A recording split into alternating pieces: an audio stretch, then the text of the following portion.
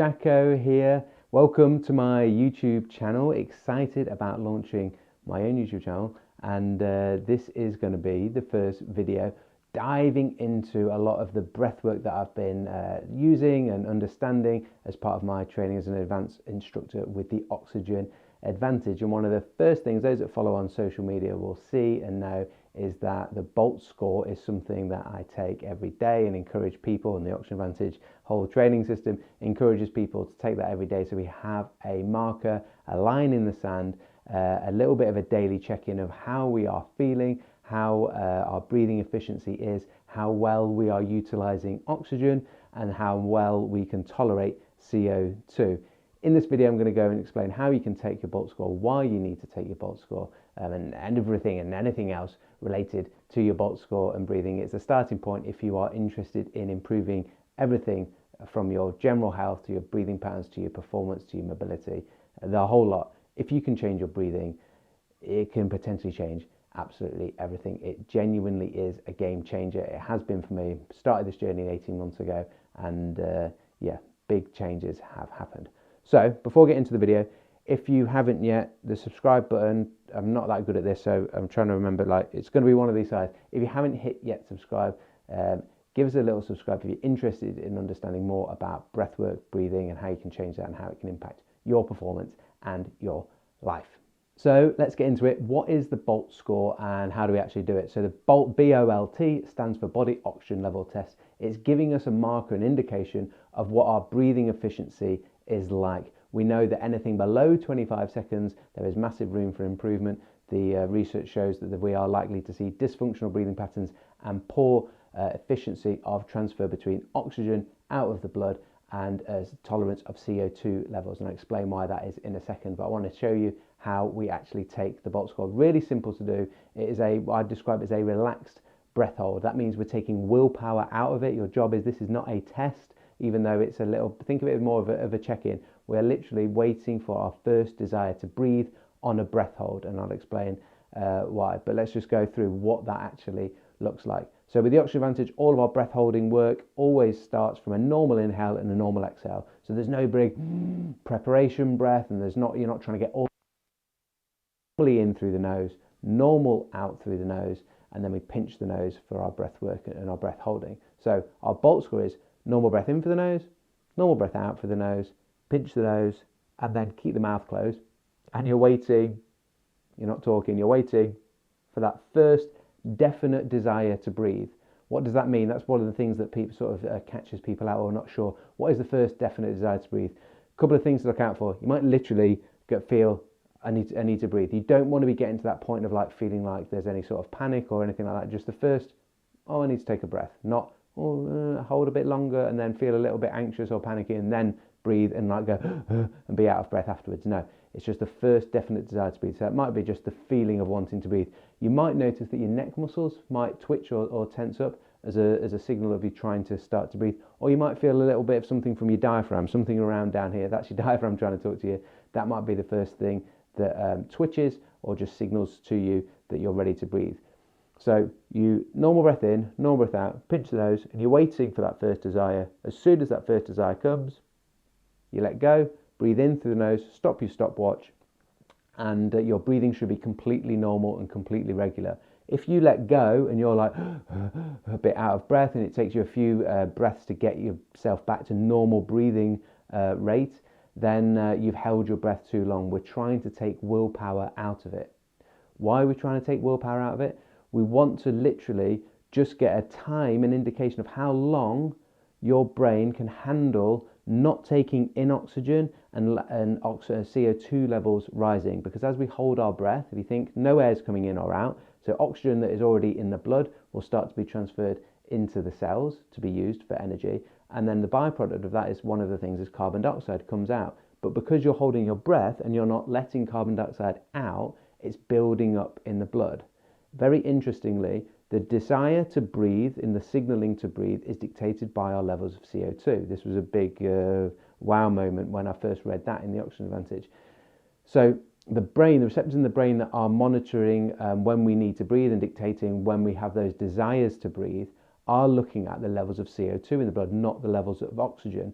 When CO2 levels start to go up, there comes a point where the brain goes, okay, we need to breathe now to get rid of this carbon dioxide, and we'll get some more oxygen in. If you're in bad breathing habits or dysfunctional breathing patterns, the tendency is we overbreathe. And when we overbreathe, and overbreathing being defined as like a breathing rate that is higher than the metabolic demands that you're at. So basically, if I say I'm just sat here or stood here, not really exercising or doing much, my metabolic demand, the energy demand for the body, isn't very high. So my breathing should be nice, relaxed, and slow and rhythmical. If I'm breathing too much, I get rid of too much carbon dioxide. Often that will be related to mouth breathing. So if you breathe a lot through the mouth, that might be breathing through the mouth when you're asleep at night. We'll cover that in another video. Or breathing through the mouth when you're training too much. It might be that where you're a little bit stressed. When we're stressed, we tend to go into these types of shapes, and we sort of breathe a little bit more from the chest, which is shallower breathing, and it's related to mouth breathing as well. Nasal breathing or nose breathing is related to more of a diaphragmatic breath. It's also a slower, deeper breath. And again, I'm going to cover all of that in a little bit more detail in another video. Just encouragement to you is breathe through your nose as much as you can, whether you're at rest or whether you are training. But there'll be another video following up on that.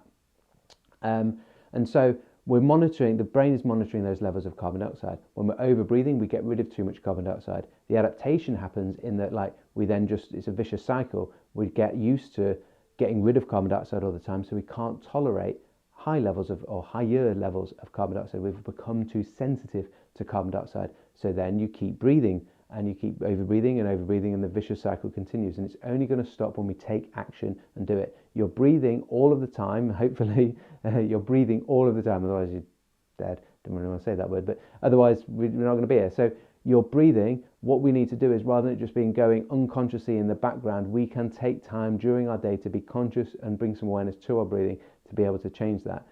As we improve our tolerance to CO2, so we can handle higher levels of CO2 in the blood, our breathing rates can reduce. Breathing through the nose is going to help with that. When we have higher levels of CO2 or can tolerate high levels of CO2 in the blood, breathing rate reduces. That'll also affect heart rate. That then allows for better transfer of oxygen into the working cells. So your efficiency of how you're producing energy and your breathing rates when you're training is also going to improve. That's because oxygen is carried in red blood cells by hemoglobin, so it attaches to the hemoglobin. The hemoglobin is the oxygen carrying component of those red blood cells.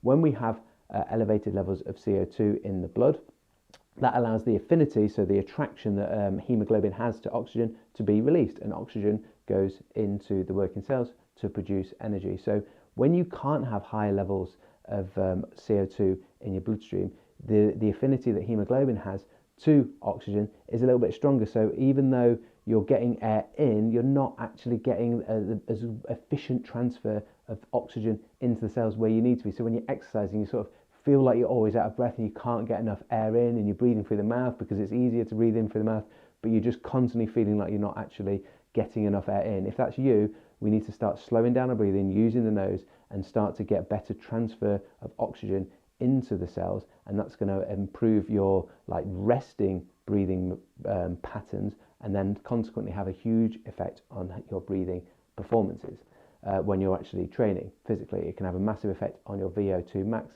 as an example, and it's all goes back to and related to your B.O.L.T score. Your B.O.L.T score can be that great daily check-in.